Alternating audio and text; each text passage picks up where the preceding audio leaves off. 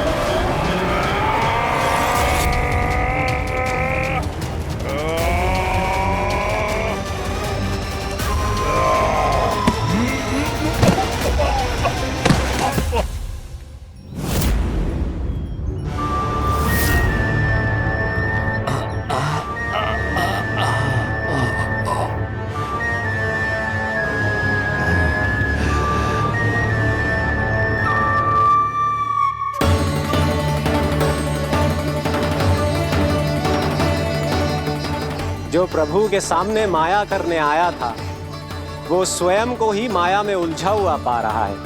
नारायण नारायण। लो, अब तो तुमने दंडवत प्रणाम भी कर लिया, माया भी कथा भी उपहार में दे दी। तुम चाहते क्या हो वामासुर? मेरी शरण में आना है क्या?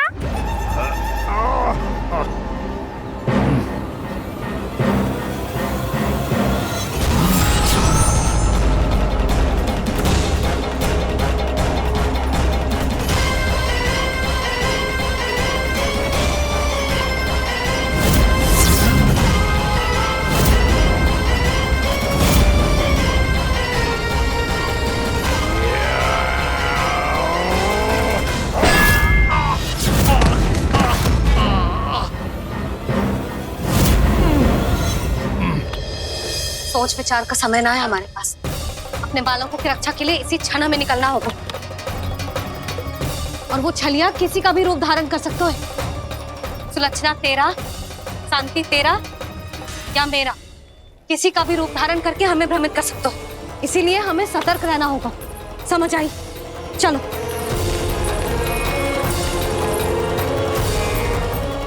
अभी भी समय है वामासुर, समझ जाओ। यदि मैया आ गई तो बात गड़बड़ हो जाएगी।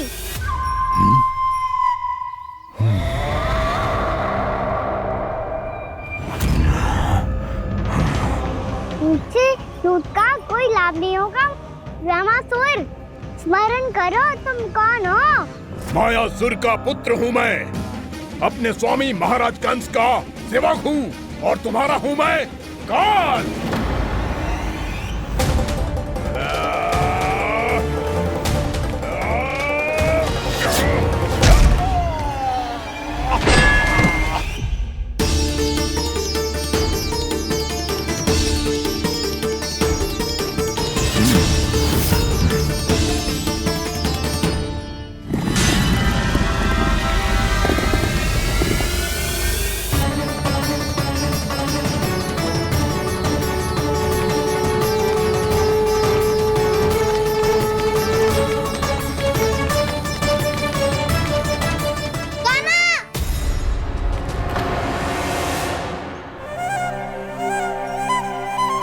बाबा कहते हैं दुष्टों को पहले बातों से समझाना चाहिए, फिर भी ना माने तो अस्त्र ना उठाना दृढ़ता होती है।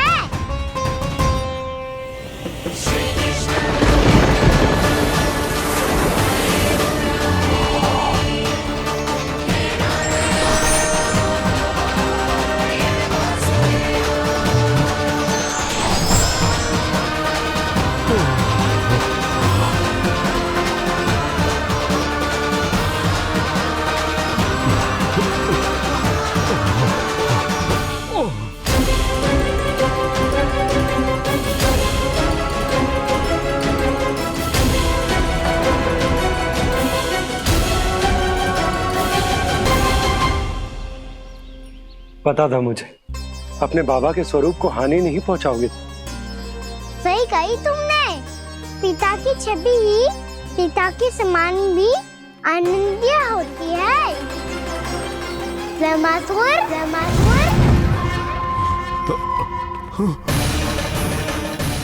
ये मैं अपने वास्तविक रूप में कैसे आ गया?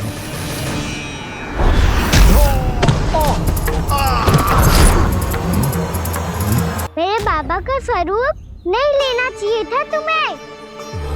मैया ने सिखाया है भूल को क्षमा किया जा सकता है, पर जानबूझ के किए गए अपराध के लिए दंड ही एकमात्र विकल्प होता है। ये बार बार अपनी मैया का नाम ले रहा है। यदि मैं वो स्वरूप लूं तो अपनी मैया पर वार नहीं कर पाएगा ये।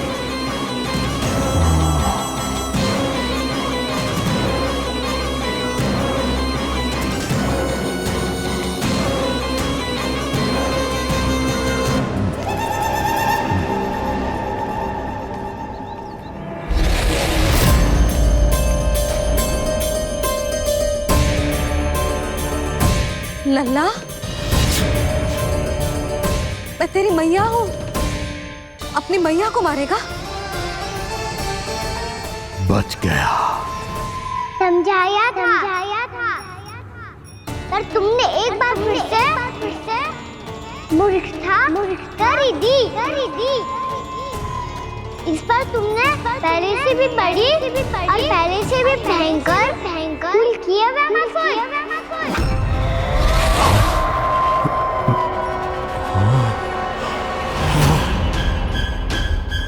ये क्या हो रहा है मुझे? बार बार मेरा रूप क्यों बदल रहा है? ममता को समझे बिना अधिक समय तक मैया का स्वरूप हरण करके नहीं रख पाओगे ब्रह्मासुर।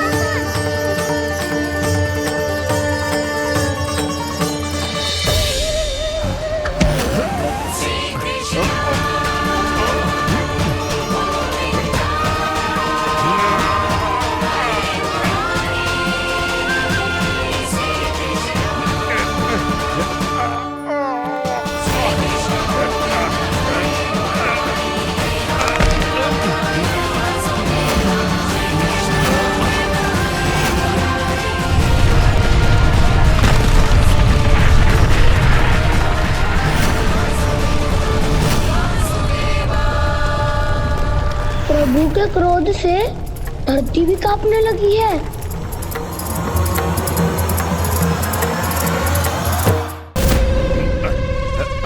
पुत्र को मारने के उद्देश्य से एक माँ का रूप लिया तुमने।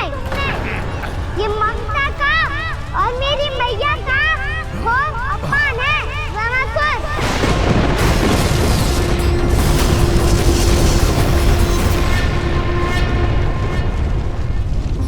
इससे पहले इस असुर के कारण निर्दोष प्राणियों का कोई अहित हो, मुझे कुछ करना होगा। यदि मैं माया का स्वामी हूँ तो आप भी बल के स्वामी हो। दाऊ, अपनी क्षमता, अपना सामर्थ्य स्मरण करो।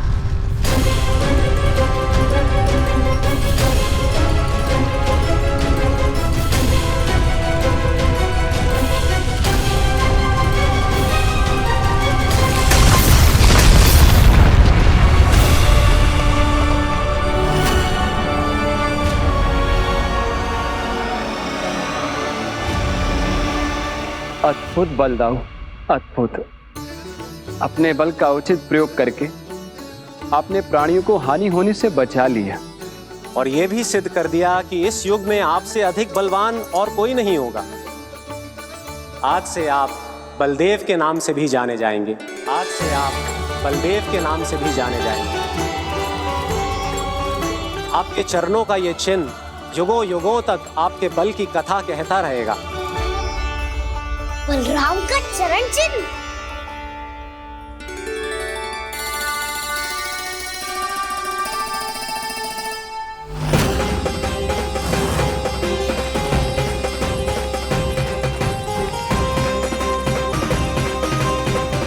मेरी माया से आज तक कोई नहीं बच पाया है। एक बार मुझे छोड़कर देखो, फिर पता चलेगा कि मैं हूँ कौन। पहले ये तो देख लो कि मैं कौन हूँ।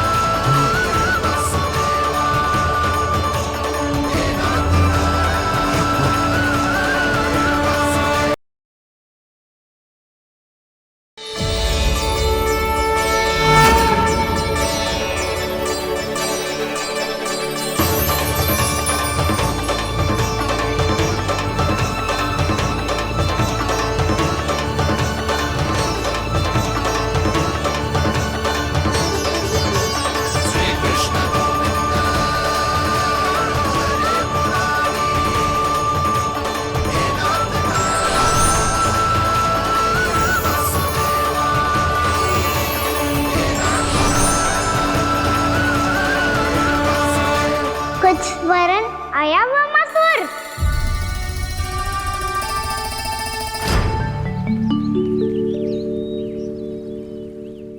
बहुत समय पहले की बात है, बहुत बड़े भूमाकर राज करते थे तुम्हें मान राजा भीमम के नाम से जाना जाता था।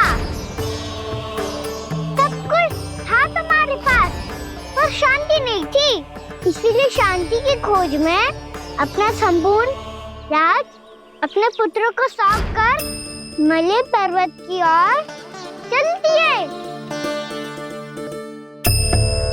अनेक वर्षों की तपस्या के बाद तुम्हारे तप की कीर्ति चारों ओर फैलने लगी और फिर सच्चे तपस्वी के रूप में तुम्हारी ख्याति से प्रभावित होकर महर्षि उलट तुमसे भेंट करने आए।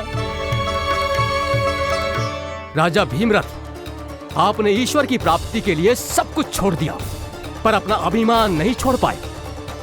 इसीलिए मेरे आगमन पर सम्मान के साथ खड़ा होना तो दूर, मेरा अभिवादन भी नहीं किया। अभिमान तपस्वी का गुण नहीं होता है राजन, अभिमान राक्षसी गुण है। इसलिए मैं आपको श्राप देता हूं कि आप अगले जन्म में एक राक्षस के रूप में जन्म लेंगे, एक राक्षस के रूप में जन्म लेंगे। मुझे क्षमा कर दीजिए महर्षि, मैंने जानबूझकर आपका अपमान नहीं किया है। मैं तो यहाँ पर शांति की खोज में आया था। अपने भीतर के संसार में गहरे सोच विचार में डूबा हुआ था मैं। मुझे क्षमा कर दीजिए महर्षि, मुझे क्षमा कर दीजिए। अपनी भूल का आभास प्रायश्चित की ओर पहला पग होता है। मैं अपना श्राप तो वापस नहीं ले सकता, परंतु आपको एक वचन अवश्य दे सकता हूं। जब भी प्रभु नारायण का अवतार होगा, आपको उचित समय पे वो वरदान देंगे जिसकी आप लंबे समय से प्रतीक्षा कर रहे हैं।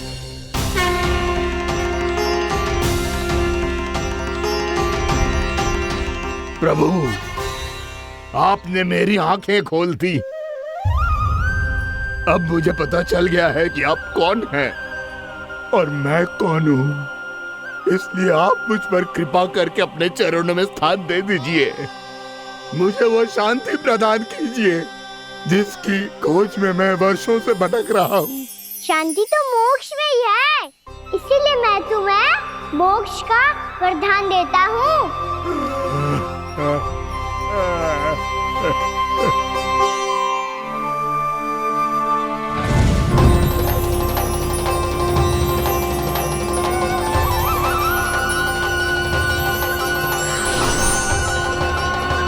प्रभु की ये लीला सदैव स्मरण रखी जाएगी। इस स्थान को इनका आशीर्वाद मिलेगा और इस कंदरा को व्योमासुर की कंदरा के रूप में पहचाना जाएगा। भविष्य में अनेक ऋषि मुनियों की शरण स्थली बनेगी ये कंदरा। दीदी, ये कोई साधारण बालक ना है। ऐसा चमत्कार कोई साधारण बालक थोड़ी ना कर सकते हो।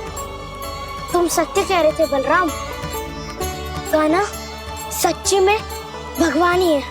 तभी तो सब देवता इसे बसाने और इसकी ओर से युद्ध करने आते हैं। तुम सब ऐसे आंखें फाड़ के क्यों देख रहे हो मुझे?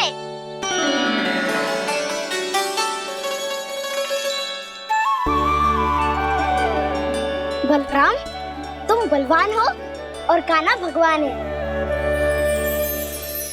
दूर दूर तक कोई दिखाई न दे रहा है। ना जाने किस हाल में होंगे बालक।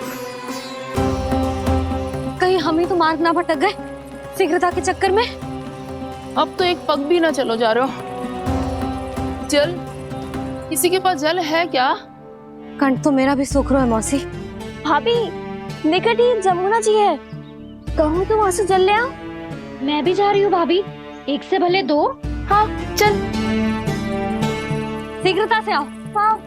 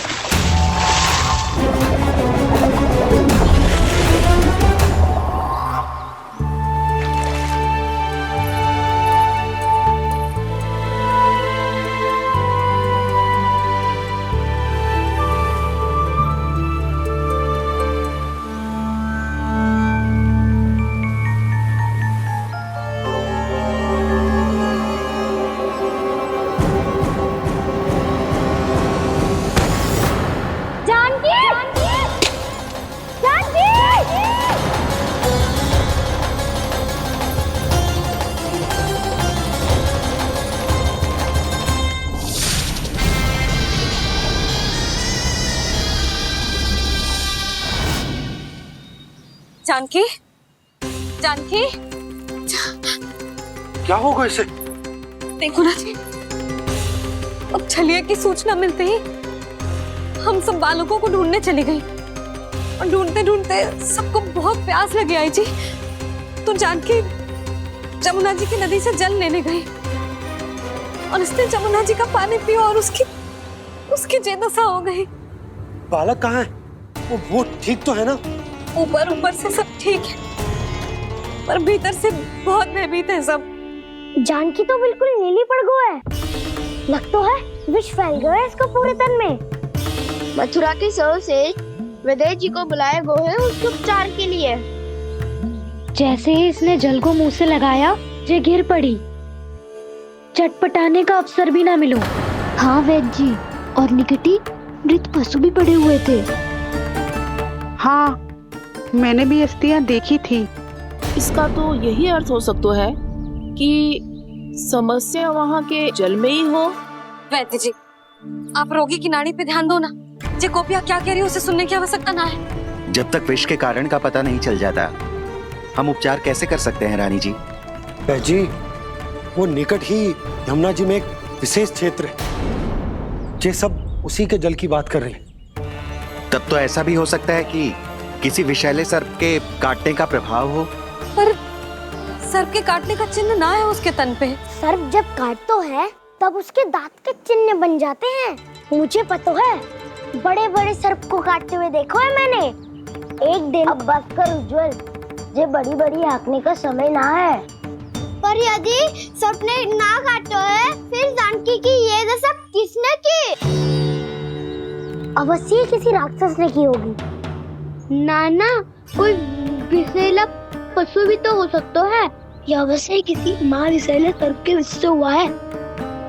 सर्प ने भले ना काटा हो, लेकिन यह अवश्य ही किसी महाविषैले सर्प के विष के कारण हुआ है। कालिया नाग। कालिया नाग?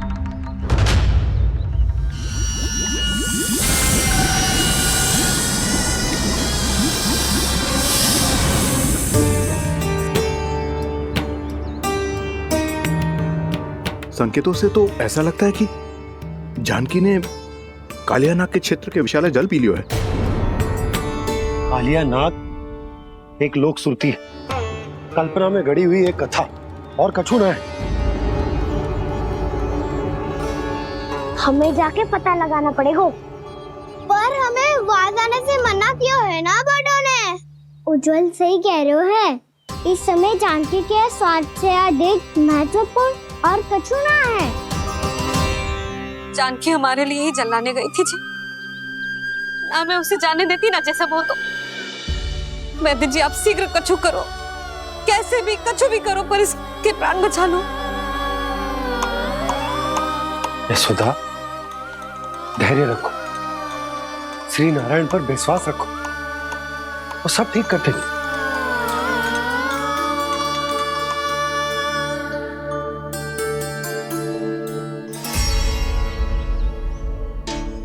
विष की काट की मेरे पास जितनी जड़ी बूटी थी मैंने सब अर्क बना के पिला दी, पर इसकी दशा में अभी तक कोई सुधार नहीं दिख रहा है। यह अंतिम जड़ी बूटी है, अगर इससे भी चमत्कार नहीं हुआ तो फिर जो नारायण की इच्छा।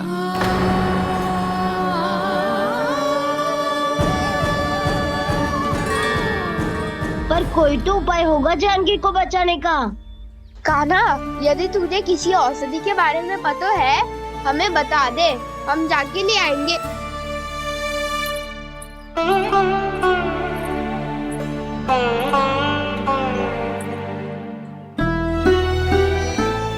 हे नारायण, हे प्रभु, मेरी जानकी के प्राण बचा ले प्रभु। क्या तो मैं अपने आप को कभी क्षमा न कर पाऊंगी। ये सारी मेरे ही कारण बनाई थी। उसकी रक्षा करो प्रभु, मेरी पुकार सुनो। कान्हा, तूने हमें बकासुर से बचाया था ना? और बकासुर से भी तो, और छलिया से भी तो तूने ही बचाया था ना हमें। क्या ऐसा कोई उपाय ना है जानकी को बचाने का? धन्वंतरी,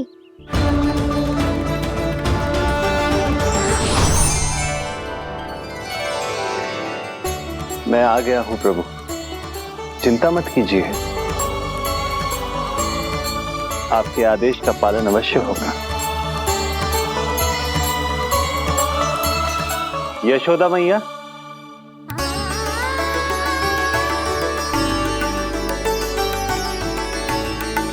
मैया आपको कोई पुकार रहा है।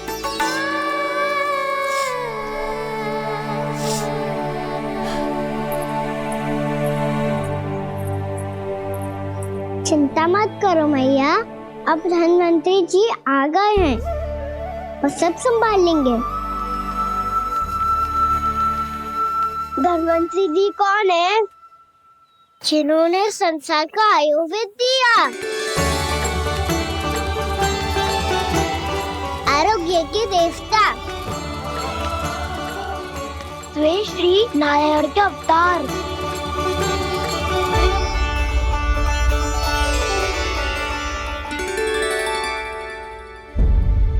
मुझे पता चला है कि आपको वेद की आवश्यकता है। हाँ हाँ, भीतर आइए। आइए आइए वैद्य जी, जी रहे। मथुरा का सर्वश्रेष्ठ वैद्य अर्थात मैं यहां आ चुका हूं और रोगी को जितनी औषधि की आवश्यकता थी सब दे चुका हूं। निश्चित रूप से आपने विष की काट के लिए बहुत ही उत्तम अर्क तैयार किया है, इसलिए किसी और वैद्य की आवश्यकता नहीं है। किंतु आप अकेले कितना कुछ करेंगे वैद्यराज, मुझे अपना सहायक ही बना लीजिए। पर जो करना था मैं पहले ही कर चुका हूं। हाँ, वो तो आप कर चुके हैं, बस रोगी के तन से विष निकालना शेष है ना वैद्यराज? हाँ हाँ, बस वही शेष है। इनके रक्त को विष रहित करने में मैं आपकी सहायता करूंगा। पहले ये संजीवनी मानी जाने वाली इन लाल फूलों की बूटी को भी घिसना है ना?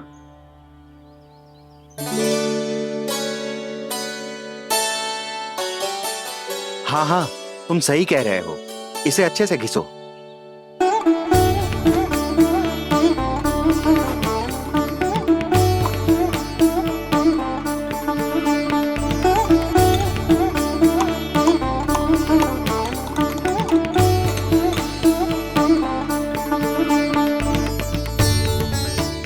और ये नीले फूलों को भी तो मिलाना है ना। हाँ हाँ, अच्छे सहायक बन सकते हो तुम, ऐसे ही श्रम करते रहो।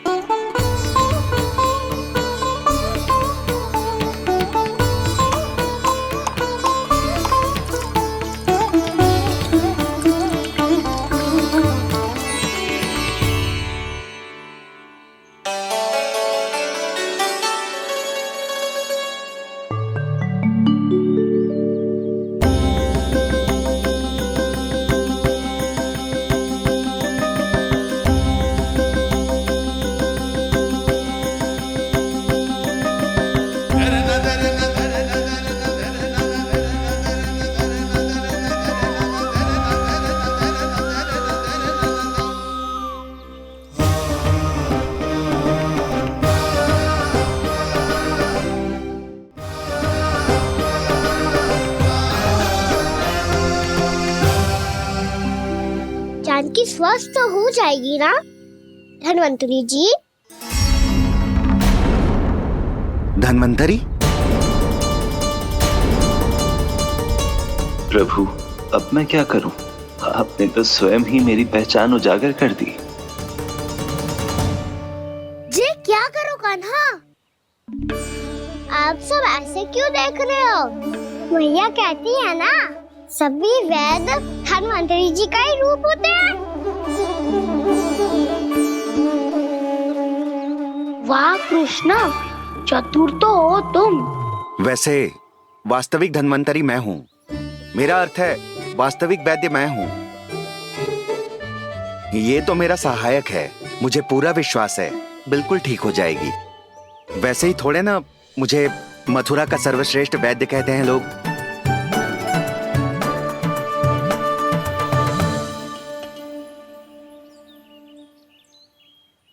जसोदा भाभी, जसोदा जी, जानकी को चेतना आ गई। जानकी, जानकी, जानकी, तू ठीक है ना?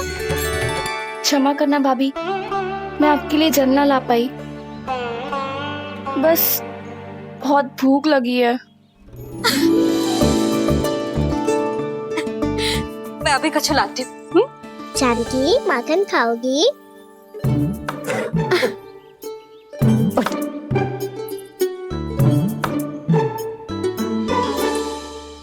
आजा, तू ही खिला दे लल्ला।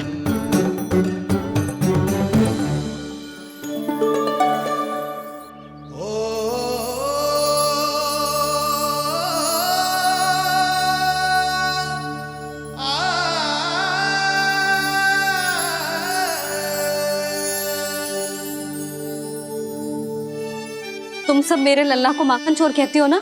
आज देखो, अपना ही माखन जानकी को खिला रहे है।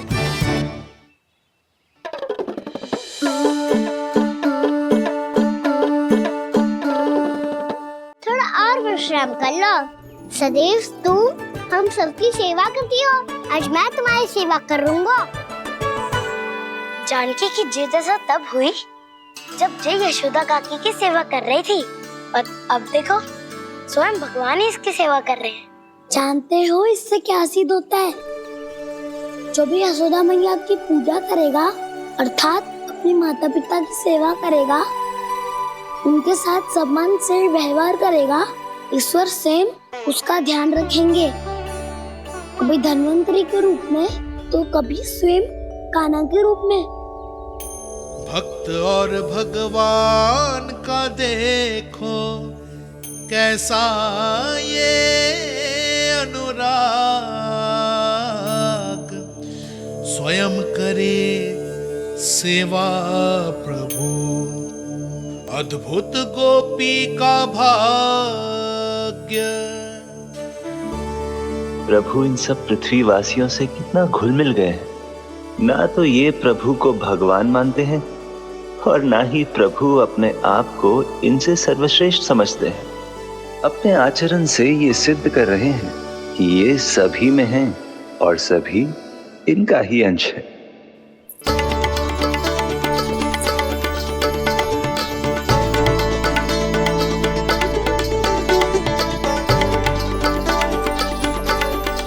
प्रभु, अब मुझे जाने की आज्ञा दीजिए।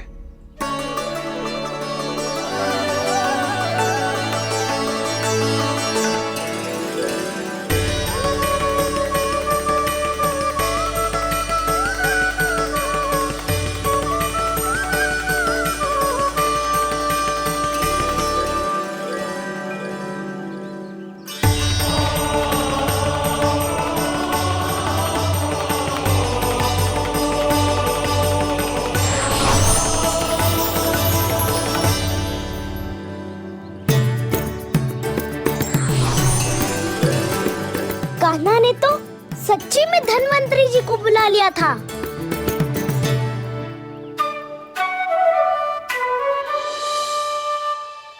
जब से कान्हा का जन्म हुआ है ना, मैं तब से देख रही हूँ, तब से हम पे कोई भी संकट आती है ना, तो अचानक से कोई अपरिचित हमारी सहायता करने आ जाता है, और जाते समय कान्हा की आज्ञा लेके जाते है, और कभी कभी तो इसे प्रभु बोल के जाते है। बाबा संभालो।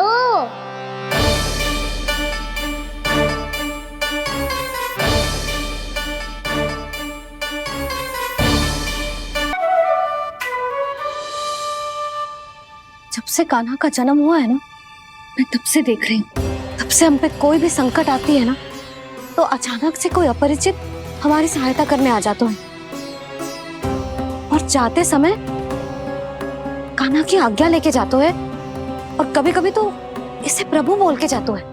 बाबा संभालो। यशोदा, इस जानकी को चढ़ो है और विचित्र विचार तुम्हारे मन में है।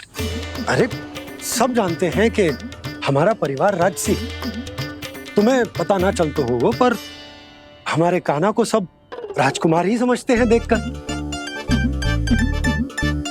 इसीलिए उसे सम्मान देने के लिए सब ऐसा ही करते हैं, और कोई बात ना है।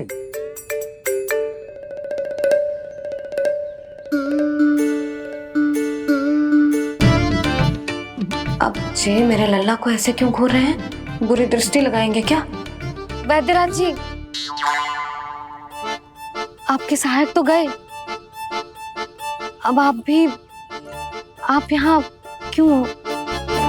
वो क्या है ना, मैं अपने रोगी का निरीक्षण करके पूरी तरह से संतुष्ट होकर ही जाता हूँ।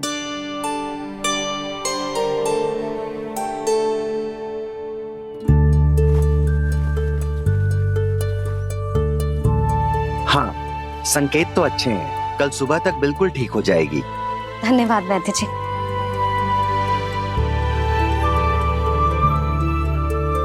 बस तो फिर हम कल पकड़न पकड़ाई खेलेंगे जानकी।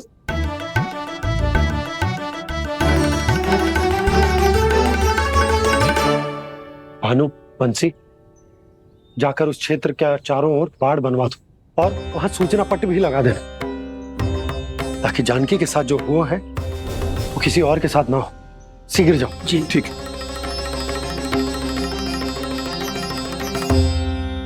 बाड़ और सूचना पट लगवाने से समस्या का समाधान नहीं होगा बाबा।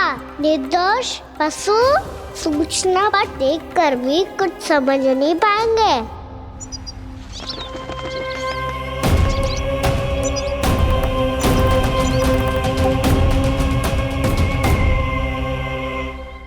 तो तुम्हारे कहने का अर्थ यह है कि व्योमासुर मारा जा चुका है, और वो बालक अब भी जीवित है।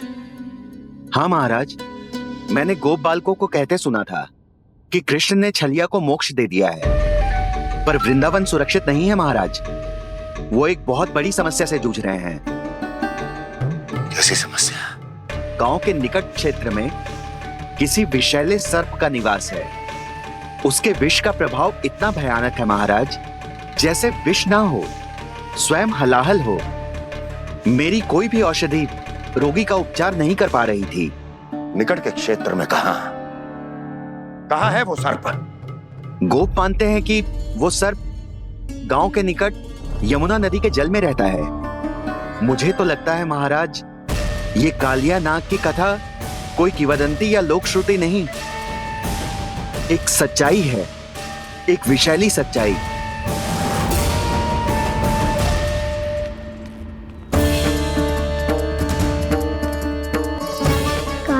का सामना करने का समय आ गया है, पर उससे पहले मुझे बुलाना होगा उन्हें।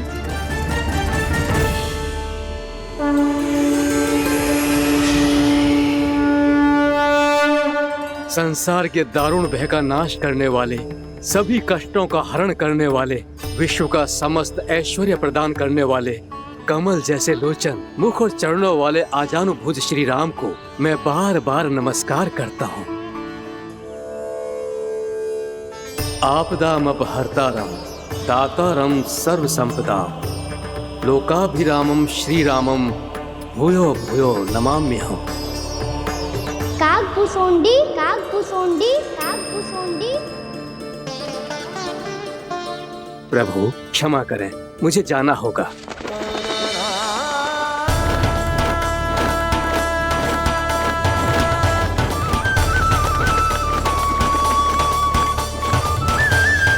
प्रणाम प्रभु।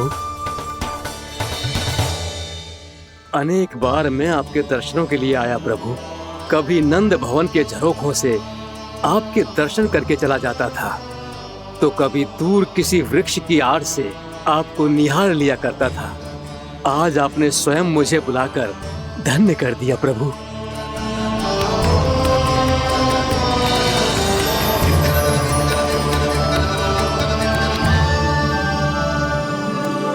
मैंने आपको यहाँ एक विशेष कारण से बुलाया है।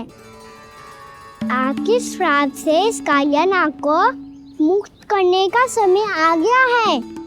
ये तो बहुत ही उत्तम समाचार है प्रभु।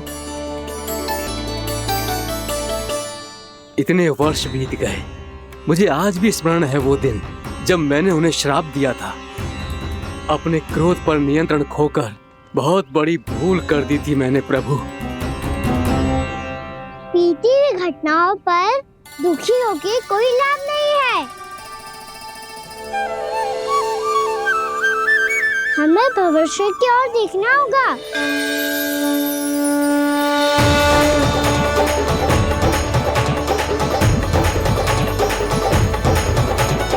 आदेश कीजिए प्रभु, क्या आज्ञा है आपकी?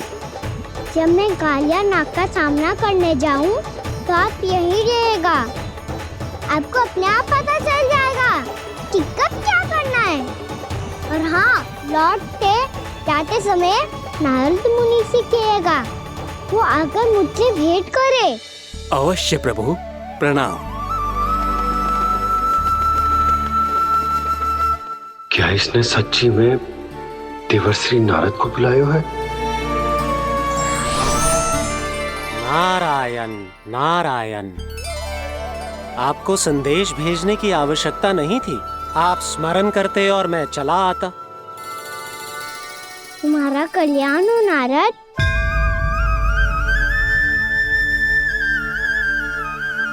मैंने तुम्हें एक विशेष कार्य के लिए बुलाया है। आज्ञा दीजिए प्रभु। तुम्हें एक बार फिर कंस से भेंट करनी होगी। विचार कीजिए महाराज। क्या आप बिना किसी शंका के कह सकते हैं कि कौन सी पंखुड़ी पहली है और कौन सी आठवीं? उस दुष्ट से भेंट करना स्वयं कीचड़ में उतरने के समान है प्रभु। कमल पुष्प प्राप्त करना हो तो कीचड़ में उतरना पड़ता है नारद। आपका आदेश तो मैं स्वप्न में भी नहीं टाल सकता प्रभु। कंस कालियानाग के बारे में जान गया है, पर वो उसका सामना करने का साहस नहीं कर पाएगा। मैं आतुर हूँ प्राप्ति, मूर्ख नहीं।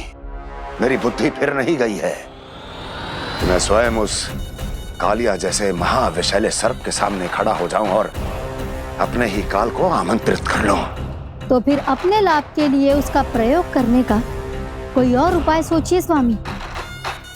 कुछ ऐसा कीजिए कि यमुना नदी का पूरा जल विषैला हो जाए और वृंदावन वासी उसका उपयोग करे, और आपका काल कहलाने वाला वो बालक स्वयं काल के गाल में चला जाए।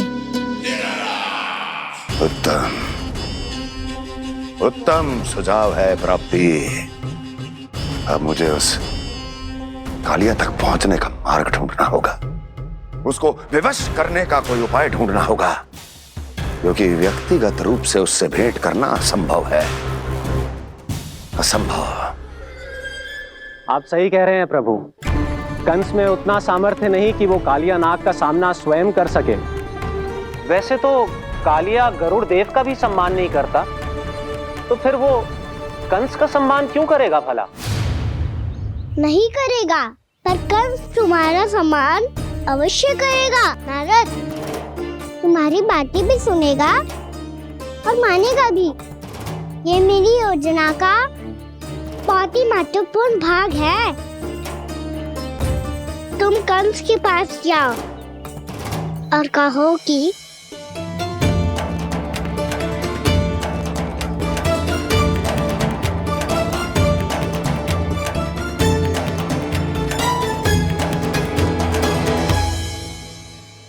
संतान अपने माता पिता को तीर्थ का सौभाग्य दिलाती, और मेरा लल्ला कितना महान कि उसने हमारे घर को ही तीर्थ बना दिया। ऐसा तीर्थ जहां मेरी आंखों के सामने भक्त और भगवान का मिलन हो रहा है। जो आज्ञा प्रभु।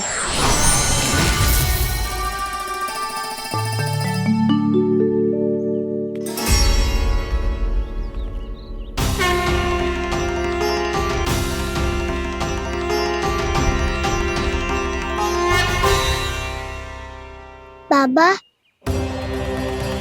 कान्हा, ये सब क्या चल रहा है? पहले काग भुसुंडी जी और फिर जे नारद जी। क्या योजना बना रहे हो तुम?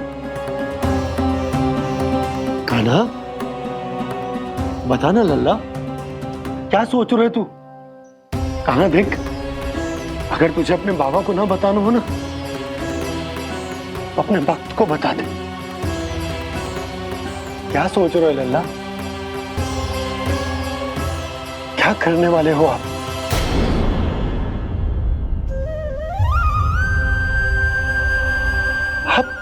आप इतने दुखी क्यों हो? कान्हा,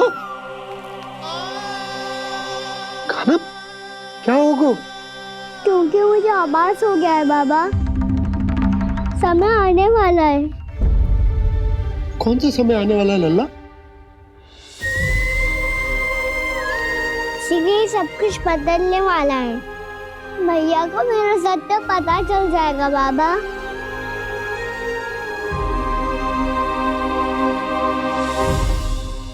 पर लल्ला, इसका काग भुसुंडी और कालिया नाग से क्या संबंध है? ऐसा क्या हुआ था और क्या होने वाला है?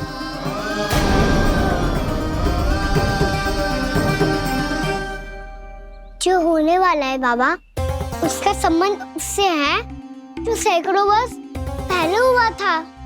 महर्षि भृगु के एक वंशज थे वेद शिरा मुनि, जो विंध्याचल की पहाड़ियों में साधना कर रहे थे।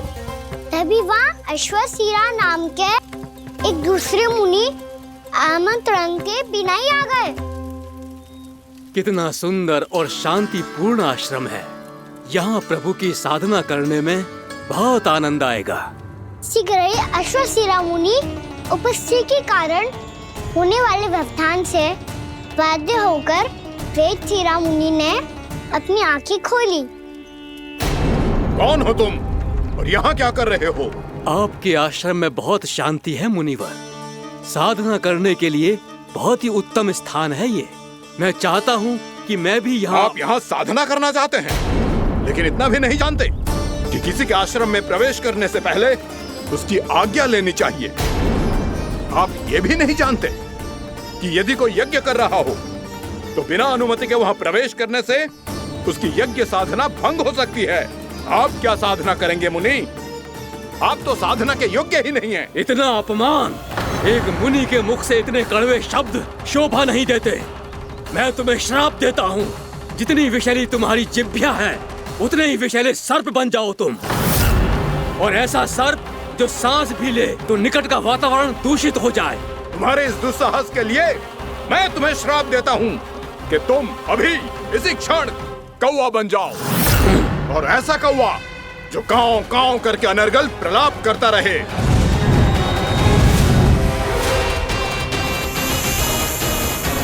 ये मैंने क्या किया? ये मैंने क्या किया?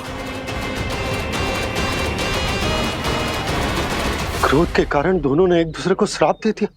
पर दोनों ही मेरे भक्त हैं और भगवान होकर मैं अपने भक्तों को इतनी कठिनाई में कैसे देख सकता था। इसीलिए जिस संकट में उन दोनों ने अपने आप को फंसा लिया था, उसका समाधान करने में मैं उनके पास गया।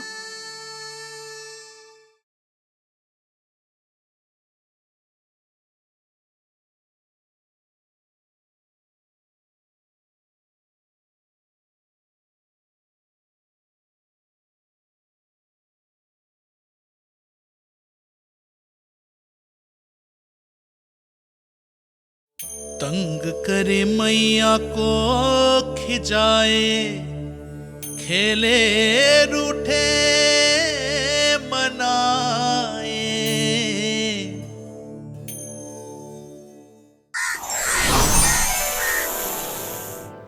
देखिए ना प्रभु, ये क्या हो गया हमसे?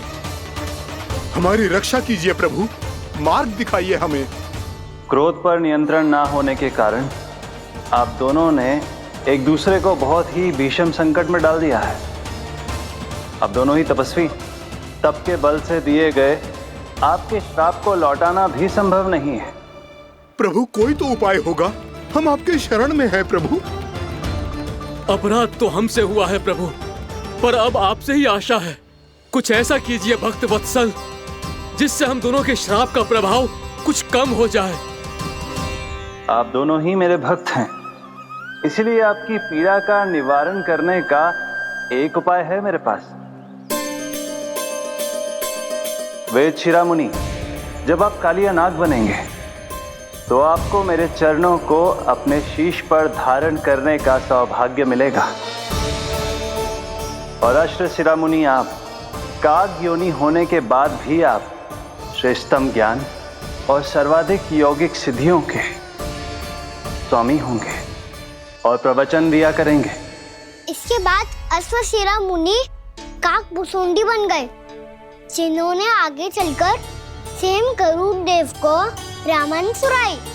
और मुनि वेदशिरा महर्षि कश्यप और देवी कत्रियों के पुत्र कालिया नाग बनकर जल में। और अब वही कालिया नाग जमुना जी में, जिनके कारण जानकी के प्राण लगभग चले ही गए थे। अब कालिया नाग को उचित स्थान पर भेजने का समय आ गया है बाबा। पर ये तो अच्छी बात है कान, वेदशिरा मुनि को दिया हुआ तुम्हारा वचन भी पूरा हो जाएगा, जमुना जी की शुद्धि भी हो जाएगी। इस सब के बाद भी तुम दुखी क्यों हो? क्योंकि इसके बाद मैया के सामने मेरा रहस्य खुल जाएगा बाबा। उन्हें पता चल जाएगा कि उनका बालक कोई साधारण बालक ना है। भविष्य में जो होने वाला है उसे सबके सामने घटने से रोकना मेरे लिए भी संभव ना होगा। मैया को सब पता चल जाएगा। क्या पता चल जाएगा रे मुझे?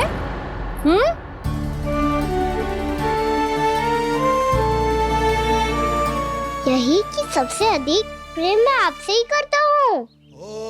अब बस भी कर, चलो भोजन के लिए बुलाने आई थी तुम दोनों को। भूखा थोड़े ना रहने दूंगी अपने लल्ला को, मेरा लल्ला दुर्बल हो जाएगा ना। आप खिलाओगे तो ही खाऊंगा। हाँ ठीक है, मैं ही खिलाऊंगी। अब चल, आओ जी चल।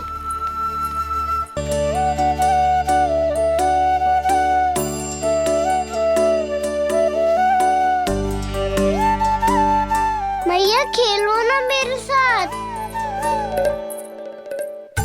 मैया सुनो ना, मेरी बात ना मानोगी? अभी बहुत कार्य पड़े लल्ला, देख जानकी को औषधि भी देने जानो है ना। औषधि मैं दे दूंगा, फिर तो खेलोगी ना मेरे साथ। पिछले कुछ दिनों से अपनी मैया का अधिक से अधिक प्रेम पाने का प्रयास करो है कान्हा। इसका तो एक ही अर्थ हो सकता कि कछु बहुत बड़ो होने वालों है। कान्हा रुक जा लल्ला। कान्हा क्यों तंग कर रहा है? मैया को पहन लेना। कान्हा, कान्हा, ये क्या करो तूने?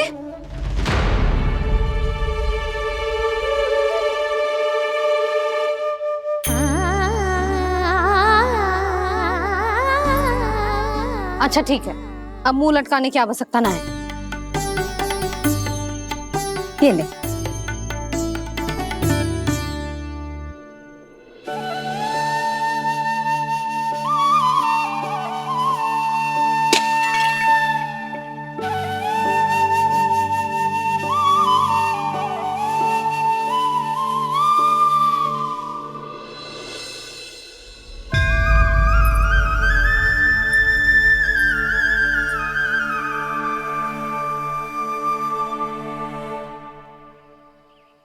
तंग करे मैया को खिजाए, खेले रूठे मनाए, लीला अनोखी करके शरारत, कान्हा दंड भी पाए।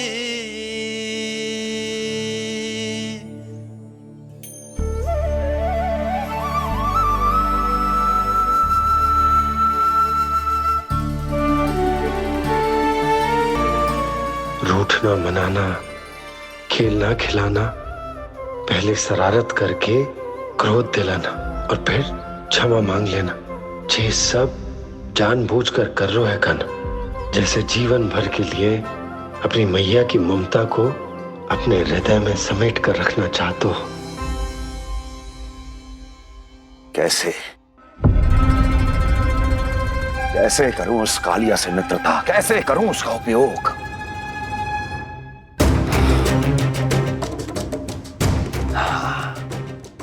उस पर आक्रमण कर देता हूं और उसे किसी ना किसी तरह से यह विश्वास दिला देता हूं कि यह आक्रमण उस विष्णु अवतार ने किया है। फिर वो क्रोध में आकर सारे वृंदावन वासियों को अपने विष से समाप्त कर देगा। उचित है, ये उचित है। नारायण हरि, नारायण हरि।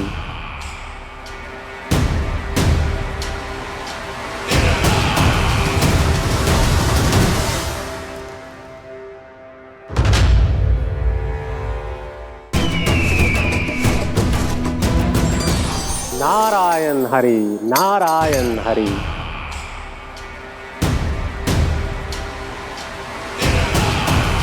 प्रणाम देवर्षि। किस योजना में कितना लाभ है और कितनी हानि, यह आंकलन करते करते थक गए होंगे मथुरा नरेश। देवर्षि, आज मेरा ध्यान कैसे आ गया आपको? आप तो सदैव ही मेरे ध्यान में रहते हैं महाराज कंस। सत्य तो यह है कि मथुरा में जो भी हो रहा है मुझसे छिपा हुआ नहीं है। मैं जानता हूं कि आप किसी भी असुर को वृंदावन क्यों ना भेजें, और वो असुर कितना भी शक्तिशाली क्यों ना हो, कृष्ण का सामना नहीं कर पाता। या तो पराजय स्वीकार करके आपके पास लौट आता है, या तो फिर वीर गति को प्राप्त हो जाता है।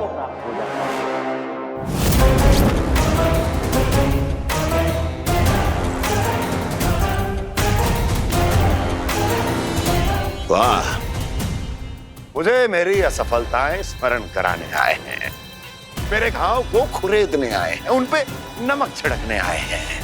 मित्र को शत्रु समझने की भूल मत कीजिए महाराज कंस। मैं तो आपकी सहायता करने आया हूं। हाँ, और मेरी सहायता। कृष्ण विष्णु अवतार है, आप विष्णु के भक्त हैं। मैं हूं विष्णु द्रोही, फिर भी तो आपके आराध्य को हानि पहुंचाना चाहता है, उसकी सहायता करना चाहते हैं आप।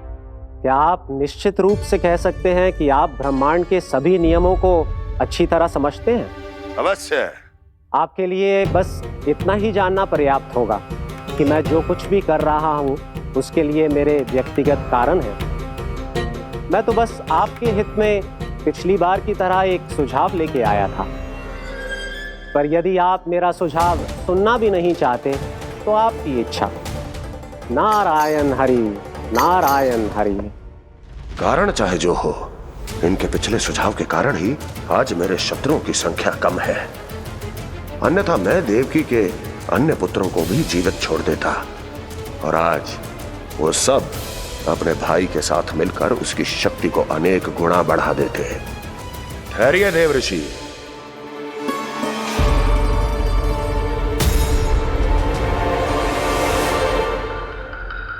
बताइए, क्या सुझाव है आपके पास? मेरे सुझाव का नाम है कालिया नाग।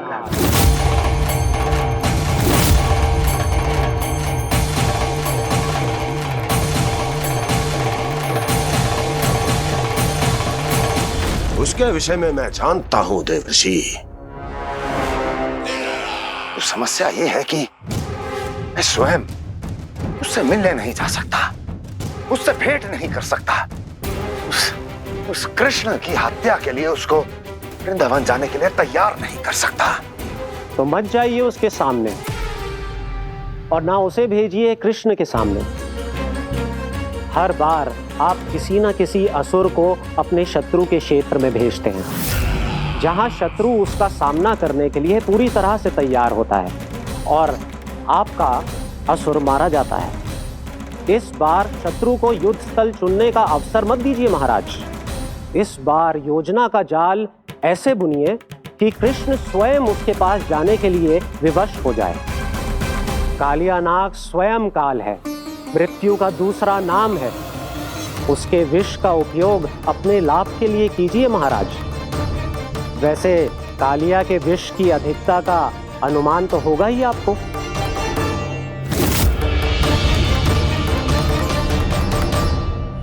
एक बार जो उसके क्षेत्र में पहुंच गया, फिर उसके विष से बचना असंभव है। उचित सुझाव है देवर्षि, उचित सुझाव है। देवर्षि, उस छलिया विष्णु की भक्ति करते करते आप भी उसके रंग ढंग सीख गए हैं। उचित है। उचित है।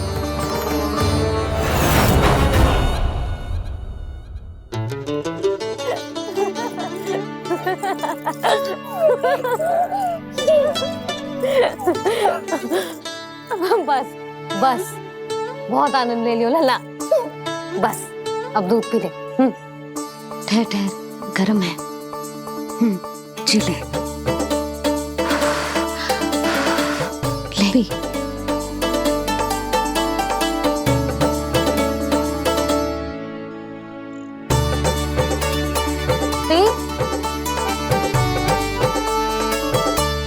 मैं ना होती तो ना जाने क्या हो तो तेरा।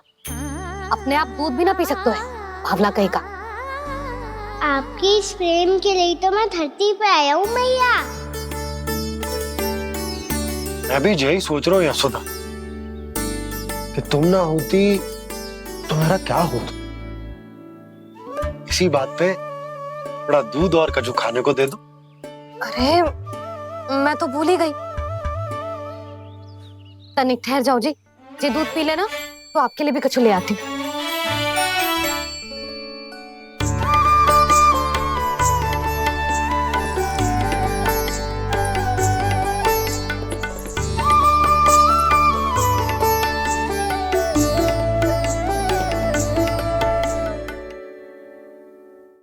प्रणाम महाराज। आपकी आज्ञा के अनुसार बिल्कुल वैसा ही पत्र तैयार किया है जैसा आप चाहते थे।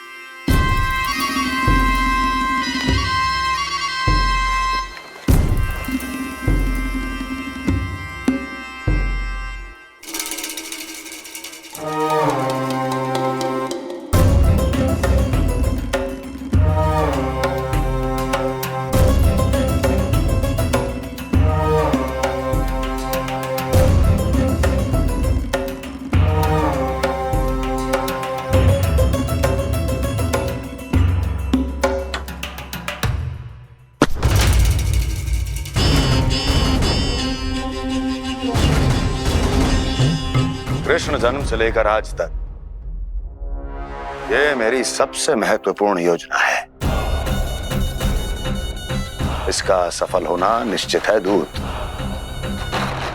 किंतु केवल वही करना जैसा मैंने कहा है। जाओ।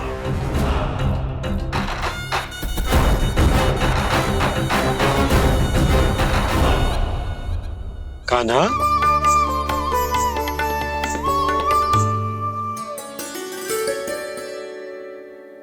क्या होगा?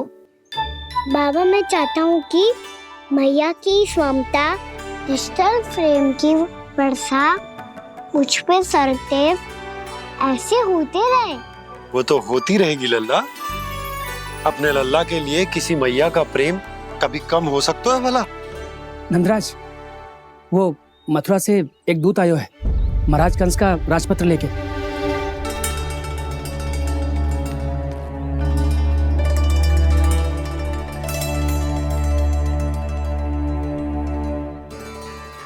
कान्हा, अब क्या करने वाला है?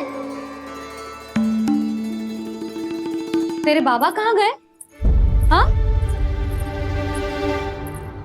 कंस मामा का खेल आरंभ हो गया है, पर मैया वो सब सुनेगी तो व्यर्थ चिंतित हो जाएगी। बस थोड़ा बाहर गया मैया, कछु खा लिए से। बाहर इस समय?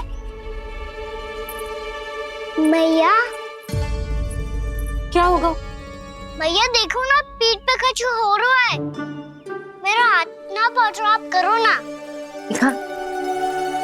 यहाँ? क्षमा करना मैया, पर अभी बाबा को ही संभालने दो ये सब। कहिए, क्या संदेश लाए हैं आप? नहीं नंदराज, नहीं। महाराज कंस का आदेश है कि ये संदेश सभी गांव वालों के साथ ही पढ़ा जाए। ठीक है, मैं गांव वालों के सामने पढ़ दूंगा, पर मुझे तो दीजिए पढ़ने के लिए। महाराज की आज्ञा का पालन करना आपके लिए भी आवश्यक है नंदराज। सभी गांव वासियों की सभा बुलाइए। बंसी, सभी गांव वालों की सभा बुलाओ। राजपत्र में ऐसा क्या संदेश भेजो है कंस ने? अब मेरे पत्र को पढ़कर सब भौचक के रह जाएंगे। और वो कृष्ण, उस कृष्ण के पांव के नीचे से तो भूमि खिसक जाएगी, आकाश फट पड़ेगा, बिजलियां गिर जाएंगी। प्राप्ति, ओ प्राप्ति, कंस का पत्र। स्वयं को बहुत अधिक शक्तिशाली समझता है ना वो। अब देखता हूं कैसे वो इस महासंकट का सामना करता है। वो कृष्ण, वो अपनी मृत्यु स्वयं चुनेगा या मृत्यु की वेदी पर चढ़ा देगा प्रिय वृंदावन वासियों को।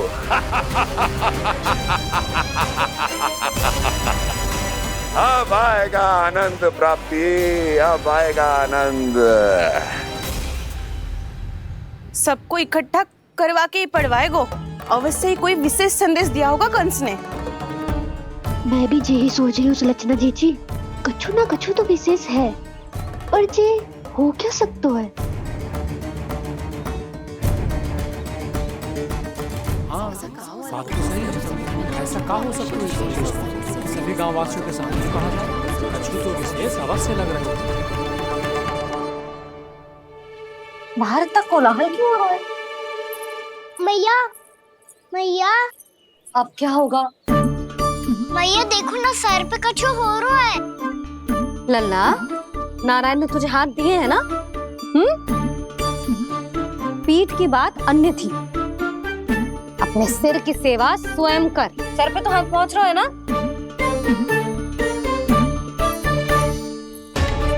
मैया सुनो ना, मैया देखो ना, तीव्र कर कछु हो रहा है। मैया देखो ना, तीव्र कछु हो रहा है।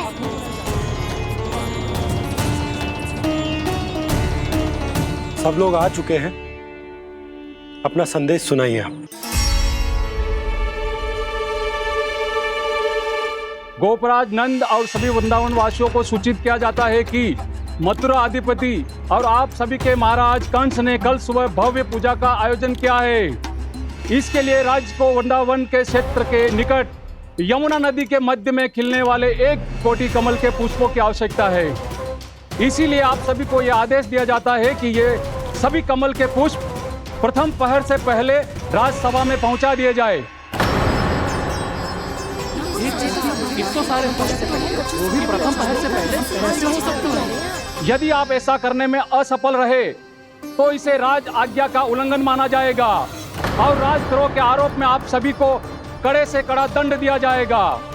स्मरण रहे, यदि कल की पूजा में इन 1 कोटि कमल के पुष्पों का ना पहुंचने के कारण कोई व्यवधान आया तो समस्त वृंदावन वासियों को दोषी माना जाएगा और पूरे गांव को निवासियों सहित धूल में मिला दिया जाएगा।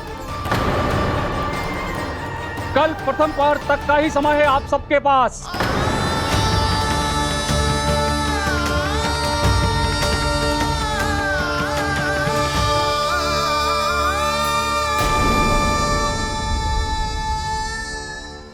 एक कोटि कमल पुष्प, वो भी कल प्रथम प्रहर में? ऐसे कैसे संभव है? और कोई साधारण पुष्प ना, यमुना नदी के मध्य खिलने वाले विशेष कमल के फूल चाहिए उन्हें। लेकिन यमुना नदी में तो कालिया नाग ने विष घोल के रखा है, तो फिर कैसे हो पाएगा? यह संभव है। हमारी मृत्यु का संदेश भेजा राजा कंस ने। सदैव की भांति इस समस्या पर भी गांव के बड़े ही विचार करेंगे। बालकों का यहाँ होना उचित ना है।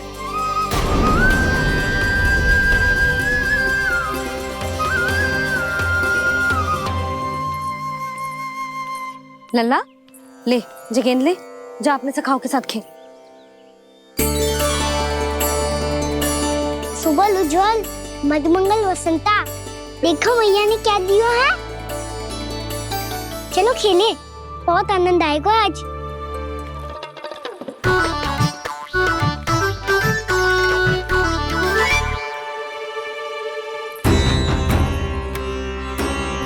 भानु, बंसी, जाओ और शीघ्र ही वो घेरे का कार्य समाप्त करो।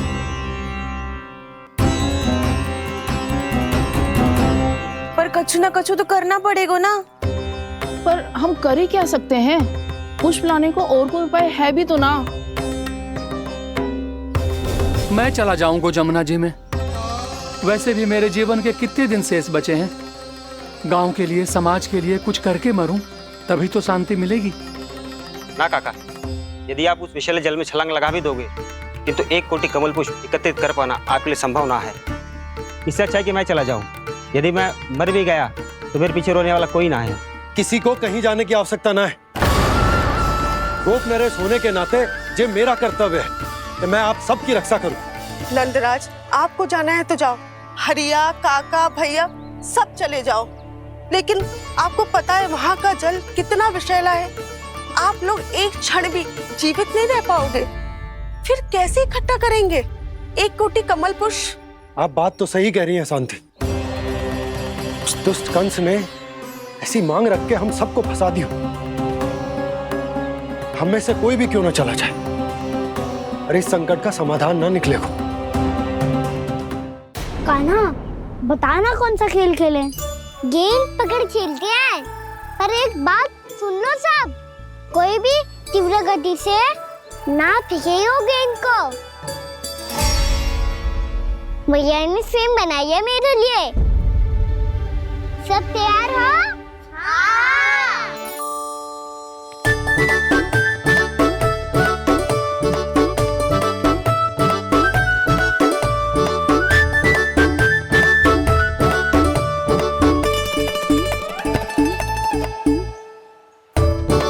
मुझे दो।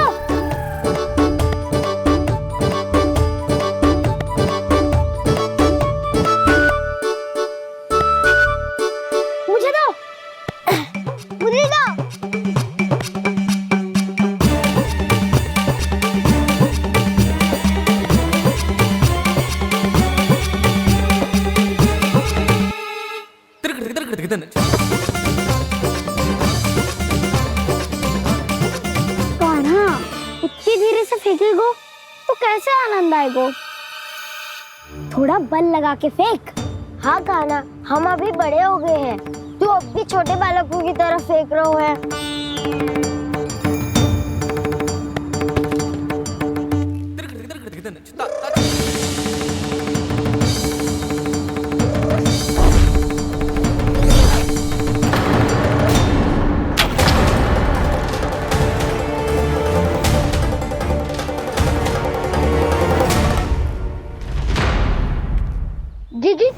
करो कान्हा, गेंद तो डूब गई।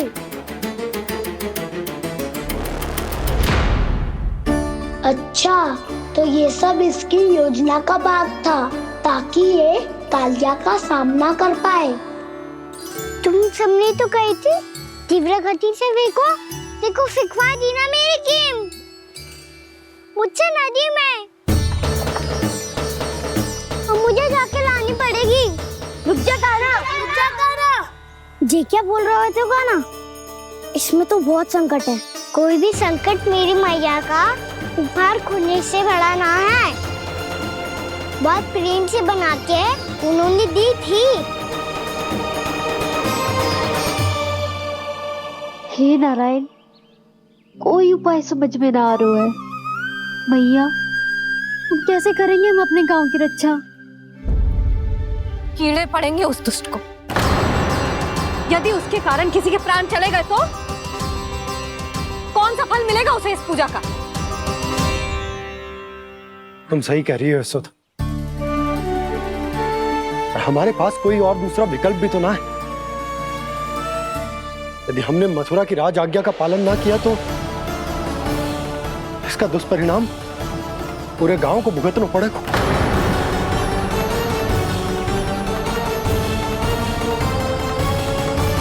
कान्हा,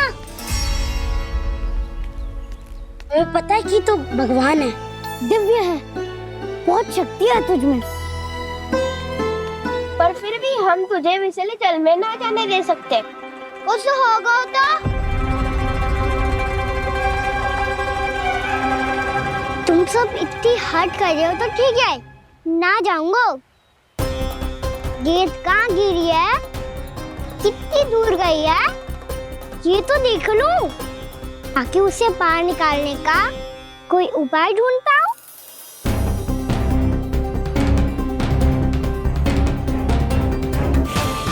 हाँ।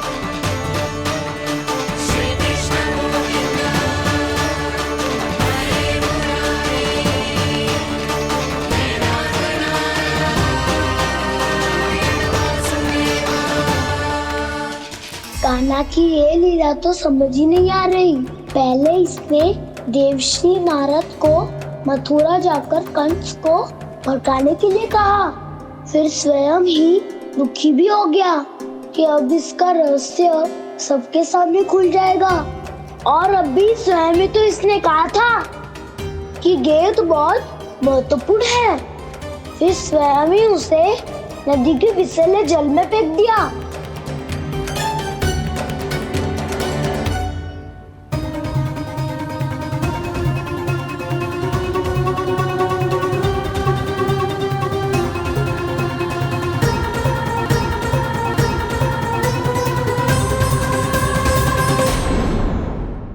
जिसके सामने माया जाल बुनने का प्रयास कर रहे हो, ये माया के स्वामी है, ये मायाधर विष्णु है ये। अच्छा, तो होते रहे।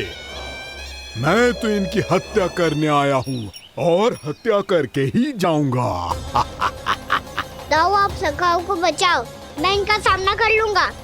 पर कान्हा, अभी आप ही ने तो कहा था माया का स्वामी हूँ मैं।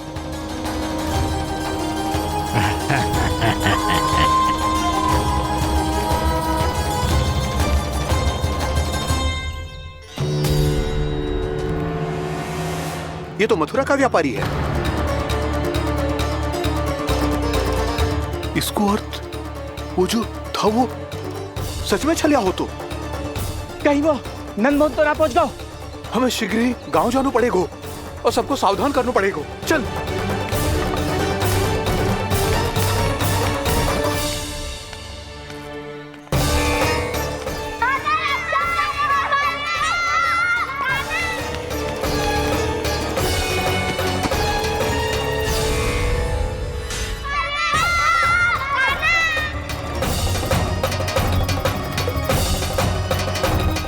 यदि तुम्हें लग रहा है कि मेरे छल के वार से बच गए हो तो मुझसे भी बच जाओगे।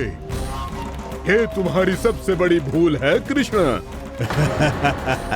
मेरे पास बहुत सारे मायावी अस्त्र हैं जो क्षण भर में ही तुम्हें विष्णु लोक पहुंचा देंगे। तो फिर प्रतीक्षा क्यों करा रहे हो? बालक, मैं परिहास नहीं कर रहा हूँ। मुझे पता है, तभी तो कह रहा हूँ शीघ्र दिखाओ ना। मुझे तुम्हारे सारे मायावी अस्त्र देखने हैं। कैसे बालक हो तुम? मैं यहाँ खेल दिखाने नहीं आया हूँ। उस समय व्रत क्यों कर रहे हो ब्रह्मासुर? जो करने आए हो वो ही करो ना। अब देखो कैसे तुम्हारे प्राण एक ही वार में इस देह का साथ छोड़कर उड़ जाएंगे। मेरी मायावी अग्नि तुम्हारे भोले भाले से इस मुख को जलाकर भस्म कर देगी।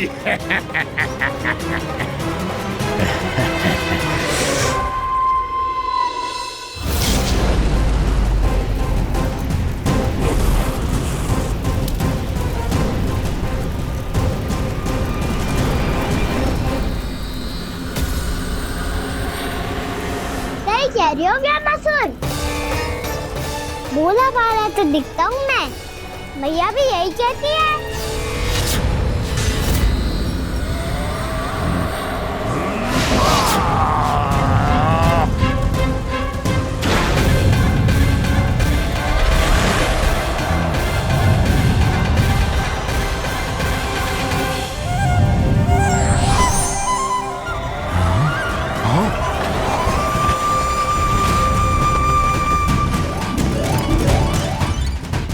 आसन को उपहार देने के लिए बहुत बहुत धन्यवाद ब्रह्मासुर। बहुत समय से खड़े खड़े थक गया था मैं।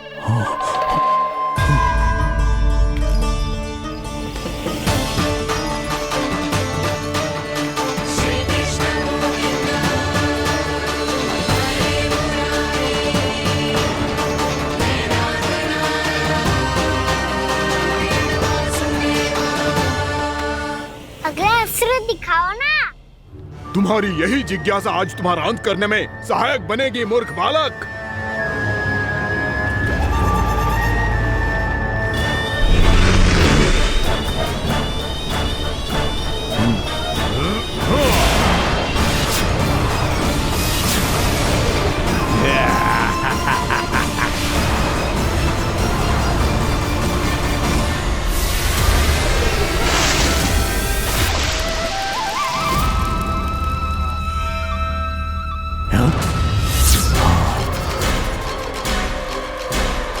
अच्छा, पर प्रक्षालन करना चाहती थे तो पहले क्यों नहीं बताया? मुस्कुराना बंद करो। तुम्हारी ये हंसी मुझे कांटों की तरह चुभ रही है। पर मैया तो कहती है कि मेरी मुस्कुराहट फूलों की तरह है।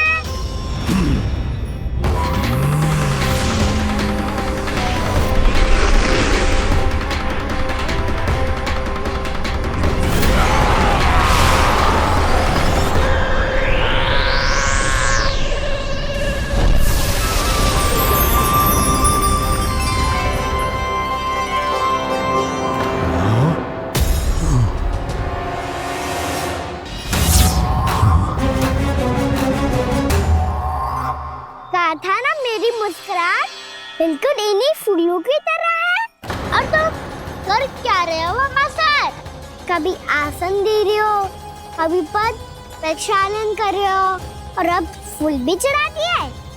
तुम मुझ पे वार करने आए हो कि पूजा करने? तुम्हारी पूजा तो मैं अब ऐसी करूंगा कि तुम मृत्यु के बाद भी मुझे भूल नहीं पाओगे बालक।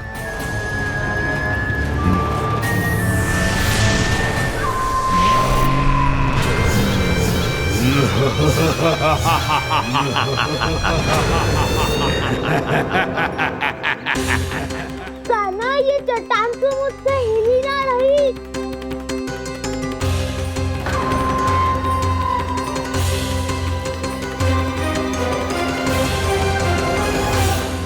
अभी कंदरा के अंदर कुछ क्षणों में ही प्राण वायु समाप्त हो जाएंगे। तुम्हारे सारे सखा एक एक कर अपने प्राण त्याग देंगे और तुम्हारा वध करूंगा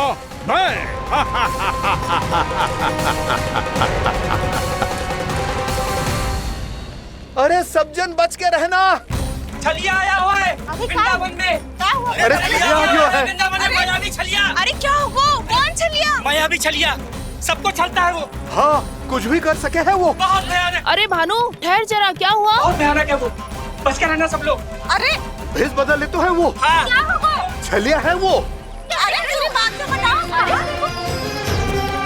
रानी भाभी, रानी भाभी, कान्हा घर पर ही है ना? ऐसे भड़बड़ा क्यों रहे हो? कोई भूत देख लियो है क्या? भूत ना भाभी, छलिया से